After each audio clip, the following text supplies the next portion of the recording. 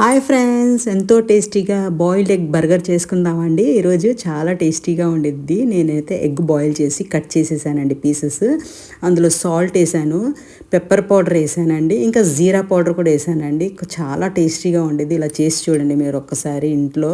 Burger అంటే పిల్లలకి చాలా ఇష్టం ఉంటుంది కదండి, అందుకే ఇలా ఇంట్లో చేసి పెట్టామనుకోండి చాలా టేస్టీగా తింటారు. బయట అయితే చాలా కాస్ట్గా ఉంటాయి కదండి. ఇంకా బర్గర్ తెచ్చుకున్నాను కదా, దానికి కట్ చేసేసి ఇంకా షేజ్వాన్ సాస్ అప్లై చేశానండి. 2 సైడ్స్ అప్లై చేయాలండి, చాలా టేస్టీగా ఉండేది అప్పుడే. ఇంకా మొయో వేసాను, ఇంకా చికెన్ కిసాన్ది ఉంది కదండి, టమాటో కెచప్ వేసేసాను. బాగా మిక్స్ చేసేసి 2 సైడ్స్ కూడా అప్లై చేసేసాను.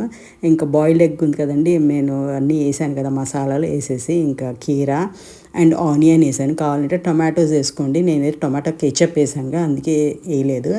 అంటే చెప్పలేమండి, చాలా టేస్టీగా ఉండేది. ఒక్కసారి ట్రై చేయండి, ఇంట్లో పిల్లలకి చాలా ఇష్టంగా కూడా తింటారు. అది కూడా ప్రోటీన్ ఫుడ్ కదండి.